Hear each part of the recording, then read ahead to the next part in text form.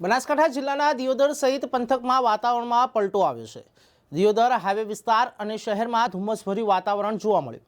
ત્યારે ધુમ્મસભર્યા વાતાવરણમાં હાઈવેના વિસ્તારોમાં વાહન ચાલકોની વિઝિબિલિટીમાં પડી રહી છે મુશ્કેલી। ત્યારે ઠંડીનો પારો ગગડતા લોકોએ તાપણીનો સહારો લીધો। પશુઓ પણ ઠંડીમાં ઠૂઠવાતા ગરમીનો ઓથ લીધો। તો દિયોદર તાલુકાના અનેક વિસ્તારોમાં ધુમ્મસભર્યા વાતાવરણથી શિયાળામાં રવિ પાકોને નુકસાન થઈ શકે છે। ત્યારે ખાસ કરીને રવિ પાકોમાં જીરાના પાકને વ્યાપક પ્રમાણમાં નુકસાન થવાની ભીતિ જોવાઈ છે। જીરું, ઘઉં, રાયડું અને એરંડાના પાકોમાં ધુમ્મસના કારણે પાકમાં પડી શકે છે જીવાત। ત્યારે ખેડૂતો આ અંગે ચિંતિત બન્યા છે।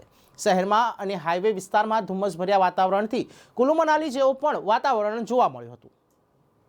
અત્યારે આવ્યો છું, 1 કલાક બેઠો ત્યારે આ અત્યારે જે રિક્ષામાં હું આવ્યો, પણ રિક્ષા આગળ જે મેં જોયું કે 10-50 ફૂટ અંદર આગળ જે આવતો કોઈ પણ સાધન, કોઈ એની લાઈટ દેખાતી નથી, કોઈ સાધન દેખાતું નથી। અકસ્માત થાય એવો ખૂબ કહેવાનો મતલબ આપણને દેખાઈ રહ્યું છે। ખૂબ સાવધાનથી ચાલો। અને આ જે ધુમ્મસના કારણે આ ઠાર પડી રહ્યો છે, એના માટે જે 13,500 જે લોકોએ જીરુંનું વાવેતર કરેલું છે મોટા પ્રમાણમાં, એના માટે આજ ખેડૂતોને ખૂબ મોટા પાયે નુકસાન દેખાઈ રહ્યું છે એવું મને લાગે છે।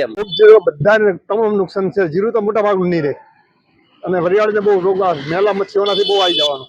એટલે કેમ આ ધુમ્મસના કારણે આ ધુમ્મસ છે ને, ધુમ્મસ એ માળ ઉપર કે પુલ ને બધું ખૂબ ખરાબ કરી દે। એટલે નુકસાન તો 60% ખોટ સાચું। ખાસ કરી કેવા પાકો નુકસાન થશે? વરિયાળી, એરંડા, પછી જીરું, પછી બીજું ઘઉંને તો ઠીક ઓછું, બાકી બીજા બધા પાકને।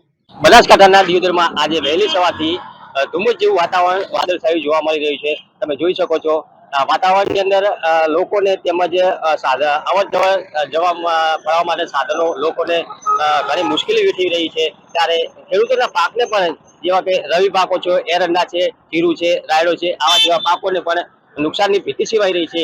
ત્યારે આજે વહેલી સવારથી દિયોદરમાં ધુમ્મસ જેવું વાતાવરણ જોવા મળી રહ્યું છે। ત્યારે ઘણા ખરા લોકો તેમજ સાધનોમાં અવર જવર કરવામાં મુશ્કેલી વેઠી રહી છે અને ખેડૂતોના પાકોને પણ નુકસાનની ભીતિ સેવાઈ રહી છે। Dashrath Prajapati, news for India, Banaskantha.